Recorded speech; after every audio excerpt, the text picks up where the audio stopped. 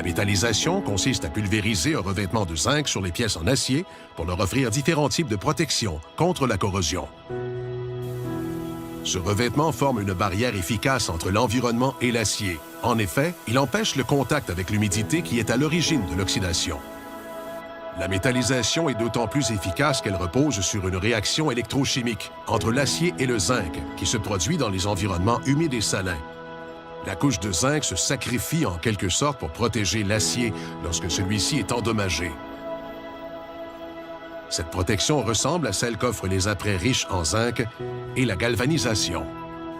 Le procédé de métallisation est cependant bien différent de la galvanisation.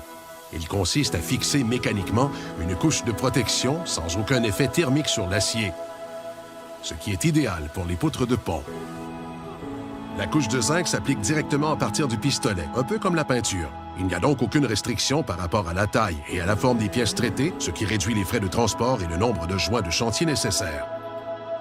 La métallisation est un procédé à froid qui ne requiert aucun temps de séchage. L'acier peut donc être manipulé presque immédiatement, ce qui réduit la durée du traitement et augmente la capacité de production du fabricant. Ce procédé n'émet aucun composé organique volatile et l'excédent peut être récupéré et réutilisé. Le revêtement par projection thermique demande très peu d'entretien, même dans les environnements extrêmement salins.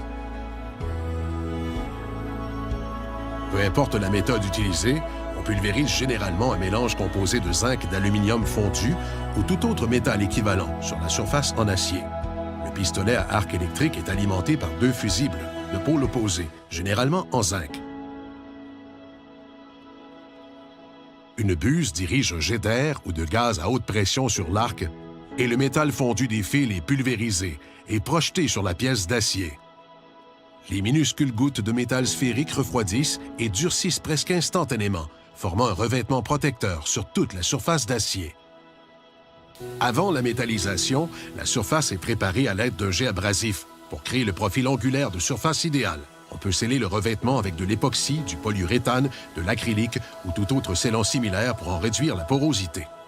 Selon le North American Bridge Design Specifications, les assemblages boulonnés doivent être de type anti-glissement s'ils sont soumis à des charges variables, à des impacts ou à des vibrations, ou si le glissement peut mettre en péril l'intégrité d'une structure soumise à sa charge de service.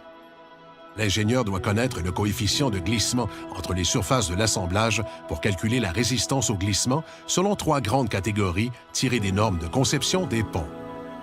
Une étude menée par la Federal Highway Administration, selon la procédure décrite par le RCSC, a démontré que les revêtements de 5 à 99 % sans scellant, appliqués par projection thermique à l'aide d'un pistolet à arc électrique, remplissent les exigences des surfaces dites de classe B en matière de glissement.